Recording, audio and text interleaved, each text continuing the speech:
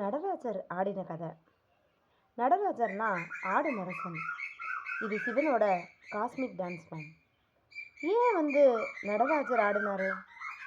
தில்லை சதவரத்தில் முயலகன்னு ஒரு அரக்கன் இருந்தான். அவன் அறியாமையை குறிக்கிறான். சிவன் அந்த அறியாமையை அழிக்க ஆனந்த தாண்டவம் ஆடினார். ஏன் ஆடினார் தெரியுமா? நடராஜர் சிலையில் ஒவ்வொரு பகுதியும் ஒரு தத்துவம். அதாவது என்ன அப்படின்னு பார்த்தீங்கன்னா, மேலே தூக்குனா காலு முக்தி, பக்தர்களுக்கு அருள்னு பேர். கீழே மிதிக்கிற காலு முயலகன், அறியாமைன்னு அரிச்சு அதை மிதித்து அழிக்கிறாரு. வலது கையில் உடுக்க வச்சுருப்பார். எதுக்கு தெரியுமா? படைப்பு. உலகமே அந்த ஓசையிலேருந்து ஆரம்பிக்குதுன்னு. இடது கையில் நெருப்பு, அது அழிவு. தப்பை நெருப்பாக எரிக்காரு. எல்லா தப்பையும் அப்பா எரிக்கிறார். அபயவஸ்தம்னு பேர். பயப்படாதேன்னு அருள் தராரு. நெருப்பு வட்டம், பிரபஞ்சம். அதுக்குள்ளே தான் எல்லாம் நடக்குது. ஆடுற நிலை. படைத்தல், காத்தல், அழித்தல், மறைத்தல், அருள்னு 5 தொழில் செய்கிறாரு. முக்கியமான கதை கேளுங்க. தில்லையில் நடராஜர் ஏன் ஆடினார்? தில்லை வனத்தில் ரிஷிகள் தவம் பண்ணிக்கிட்டு இருந்தாங்க. அவங்களுக்கு நான் தான் பெரியவன்னு கர்வம் வந்துருச்சு.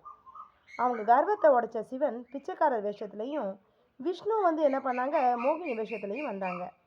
கடைசியில் சிவன் நடராஜரா ஆடி காட்டி நான் தான் எல்லாம் அப்படின்னு உணர வச்சார். சுருக்கமாக சொன்னால், நடராஜரோட ஆட்டம் சீக்வல்ட்டு உலகமே ஒரு டான்ஸ். படைப்பு, அழிவு, மறுபடி படைப்பு எல்லாம் அவர் ஆட்டத்தில் தான் நடக்குது. கதை பிடிச்சிருக்குதா?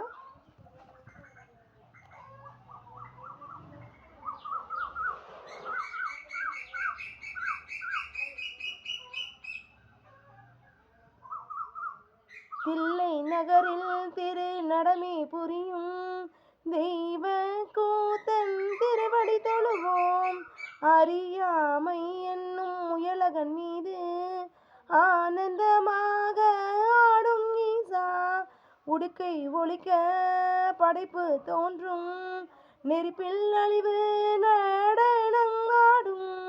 அபயம் தருமே கரம் உயர்த்தி உயர்த்தி அருள்மலை பொழியும் நடராஜனே. ஆடல் கண்டேன், அற்புதம் கண்டேன், அம்பலவாணன் ஆடல் கண்டேன். ஆடல் கண்டேன் அப்படின்னு சொன்னீங்கன்னா, சிவனோட ஆடல் தான் பார்த்தேன். அதில் இருக்கக்கூடிய அதிசயத்தை உணர்ந்தேன்.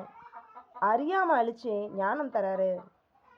படைப்பு, அழிவு ரெண்டும் அவர் கையில் தான். எப்படி பார்த்தீங்களா? பிடிச்சிருக்கா பாட்டு உங்களுக்கு? பிடிச்சிருந்தா லைக் பண்ணுங்கள், ஷேர் பண்ணுங்கள், கமெண்ட் பண்ணுங்கள் அண்ட் சப்ஸ்கிரைப் பண்ணுங்கள்.